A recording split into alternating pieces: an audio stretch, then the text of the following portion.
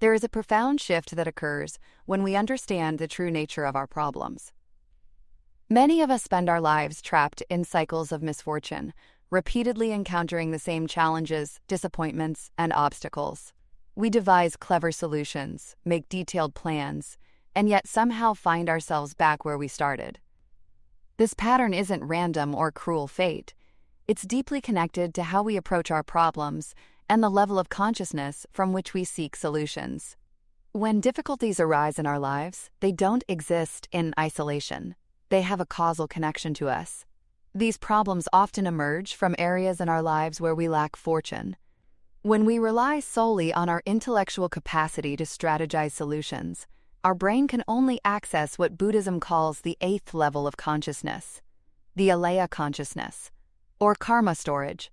This is the repository of all causes we have ever made, and ironically, it's precisely the place where our fortune seems absent. Nichiren Daishonin explains this concept in his writing on attaining Buddhahood in this lifetime, when he states, "If you seek enlightenment outside yourself, any discipline or good deed will be meaningless." This teaching points to a fundamental truth.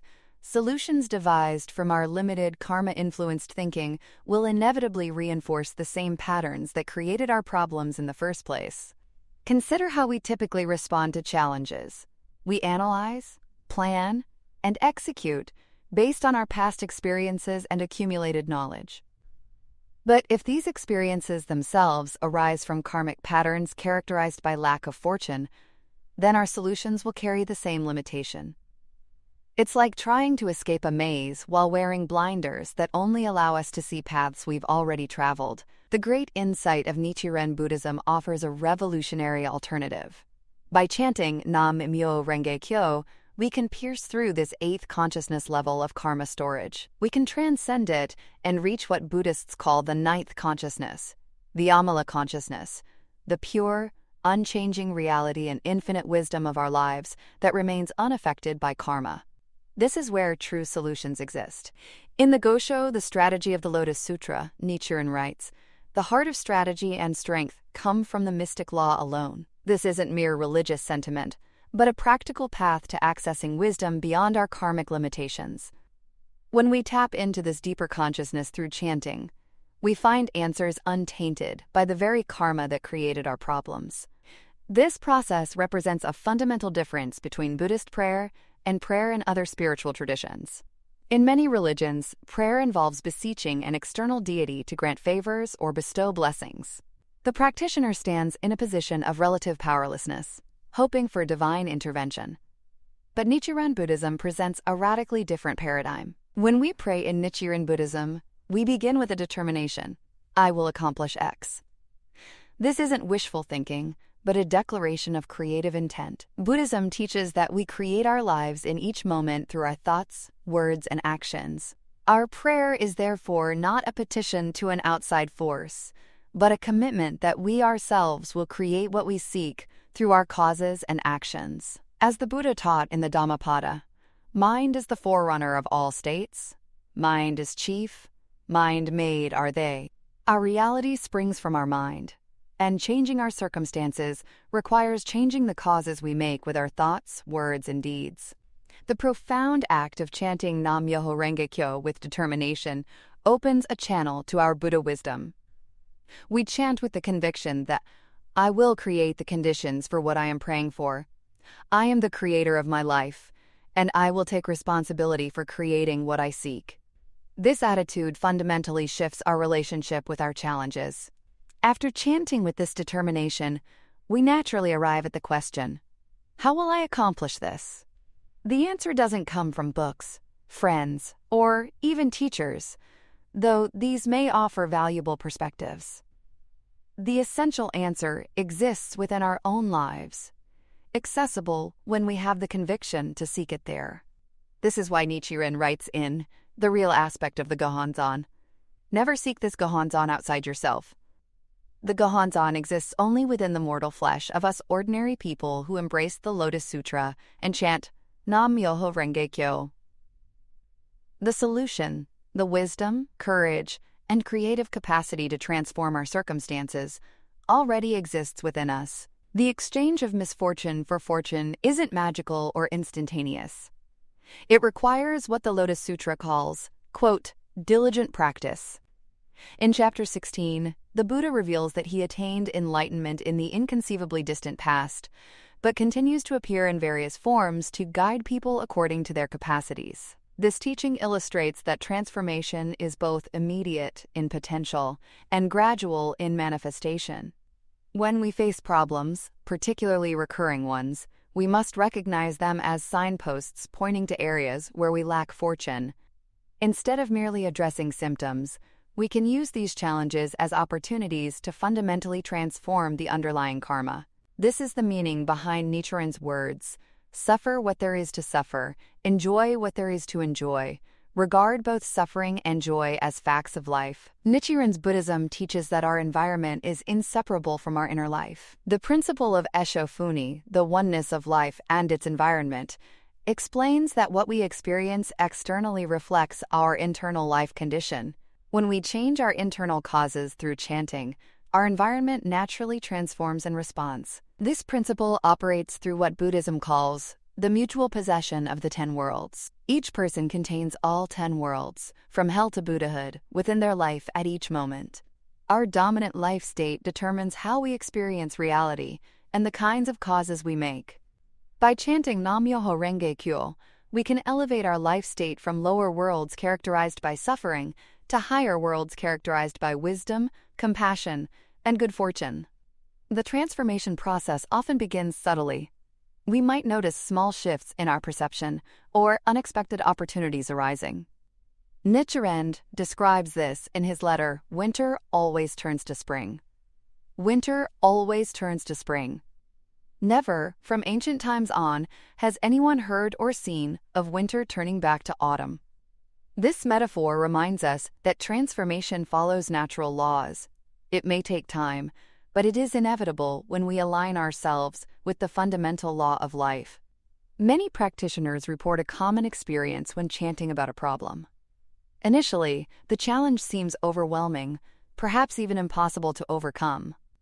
But as they continue chanting with determination, they begin to perceive new dimensions of the situation. Solutions that were previously invisible come into focus. This isn't merely positive thinking. It's accessing wisdom beyond the karma-influenced eighth consciousness. Consider the story of Shijo Kingo, one of Nichiren's devoted disciples. As a samurai physician facing persecution for his faith, Kingo confronted potentially life-threatening situations. Nichiren advised him to maintain his practice and face challenges with wisdom, rather than reckless courage. Through following this guidance, Kingo not only preserved his life and position, but eventually gained greater respect and influence. His misfortunes became the very foundation of his later fortune. This pattern appears throughout Buddhist history. Difficulties, when approached with the correct practice and understanding, transform into the causes for greater benefit. The Lotus Sutra itself promises, "If there are those who hear the law, then not a one will fail to attain Buddhahood." This assurance reminds us that encountering problems while practicing correctly guarantees our eventual triumph. The key lies in becoming, as Nichiren advises, the master of our mind, rather than allowing our mind to master us.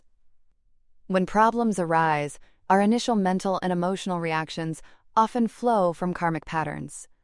We feel anxiety, anger, resignation, or despair, all states that reinforce our existing karma. By choosing to chant Nam-myoho Renge Kyo instead of being controlled by these reactions, we assert mastery over our mind and open the possibility for transformation. This mastery doesn't mean suppressing emotions or forcing artificial positivity. Instead, it means recognizing our reactions without being defined by them. We acknowledge our human responses while simultaneously connecting to our Buddha wisdom through chanting. This creates a revolutionary shift in how we relate to our challenges. In The Opening of the Eyes, Nichiren writes, "Although I and my disciples may encounter various difficulties, if we do not harbor doubts in our hearts, we will, as a matter of course, attain Buddhahood." This confidence comes not from blind faith, but from understanding the mechanics of cause and effect that govern our lives. When we make causes aligned with the mystic law, effects must follow, even if their manifestation takes time. The process of exchanging misfortune for fortune operates on multiple levels simultaneously. At the most immediate level, our heightened life condition gives us the wisdom to make better decisions and take more effective actions. At a deeper level, our consistent practice gradually transforms the fundamental karma that generated the problem. Consider a person struggling with financial difficulties. Through chanting, they might gain clarity about immediate steps, perhaps recognizing opportunities they previously overlooked, or finding the courage to pursue new directions. Simultaneously, their practice addresses the underlying karmic tendencies that created financial instability in the first place. Over time, both their circumstances and their relationship with money transform. This dual transformation explains why solutions that come through Buddhist practice often exceed our initial expectations. We might begin chanting about a specific problem, but the answer that emerges addresses not just the immediate issue, but its root causes. What seemed like misfortune becomes the catalyst for deeper, more comprehensive improvement in our lives. In Letter to Nikki, Nichiren explains, "When great evil occurs, great good follows." This statement might initially seem counterintuitive. How can great evil produce anything positive? The answer lies in how we respond. When we face significant challenges with correct practice, we create causes for equally significant transformation. Our most difficult circumstances become our greatest opportunities for growth. This principle explains why many long-term practitioners look back on their most challenging periods with gratitude. What seemed like pure misfortune at the time revealed itself as the necessary condition for their greatest growth. The obstacles that appeared to block their progress actually accelerated their development when approached with the correct practice and understanding. The Buddhist concept of hendaku iyaku, transforming poison into medicine, captures this process perfectly. Poison doesn't simply disappear, it transforms into medicine. Similarly, our problems don't magically vanish through practice. Instead, they become the raw material for our growth and good fortune. The energy bound up in our suffering becomes fuel for our enlightenment. This transformation doesn't occur through mere positive thinking or psychological reframing. It happens through accessing the Buddha wisdom inherent in our lives. When we chant Nam Myoho Renge Kyo, we activate what Buddhism calls the power of the Buddha and the power of the law within us. These aren't external forces, but expressions of our own highest potential. The Buddha's power represents wisdom and compassion, while the law's power represents the underlying principles that govern life. Together, they enable us to see beyond our immediate circumstances to the greater possibilities contained within them. This vision isn't fantasy or escapism. It's seeing reality more completely than our karma-influenced perspective allows. This explains why Nichiren Buddhism places such emphasis on daily practice. Transformation doesn't come from understanding these principles intellectually, but from applying them consistently through chanting Nam Myoho Renge Kyo. Each session of chanting creates causes that gradually reshape our fundamental karma, replacing patterns of misfortune with patterns of good fortune. The practice works regardless of our initial belief or understanding. As we continue chanting, we naturally develop what Buddhism calls conviction through experience. We see actual proof in our lives that convinces us more deeply than any theory could. This empirical approach distinguishes Nichiren Buddhism from faiths that require belief without evidence. This practical orientation appears throughout Nichiren's writings. In The Strategy of the Lotus Sutra, he advises, employ the strategy of the Lotus Sutra before any other. He wasn't suggesting abstract contemplation, but concrete action based on Buddhist principles. The strategy involves using our practice to transform challenges into opportunities for growth and victory. When we face problems with this understanding, we approach them differently. Instead of asking, how can I escape this situation? We ask, what is this situation trying to teach me? How can I use it to develop greater wisdom, courage, and compassion? This shift in perspective is itself the beginning of transformation. The process isn't always comfortable. Transformation often requires facing aspects of ourselves we'd prefer to ignore, our fears, attachments, and delusions. But as the Buddha taught in the Lotus Sutra, these very defilements contain the seeds of enlightenment when approached with correct practice. Our weaknesses become the specific areas where we develop strength. Our flaws become the precise points where we cultivate virtue.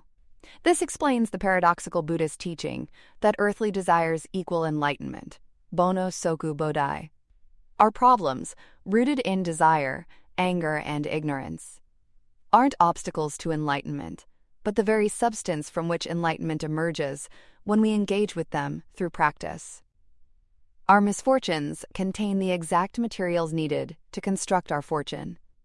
This teaching provides tremendous hope. No matter how severe our circumstances, they contain the potential for equivalent positive transformation. No karma is so negative that it cannot become the foundation for positive change. As Nichiren writes, "The darker the night, the nearer the dawn." Our greatest challenges signal the proximity of our greatest breakthroughs. The exchange of misfortune for fortune ultimately requires our active participation. The Lotus Sutra emphasizes that Buddhahood is realized through action, not merely through contemplation or belief.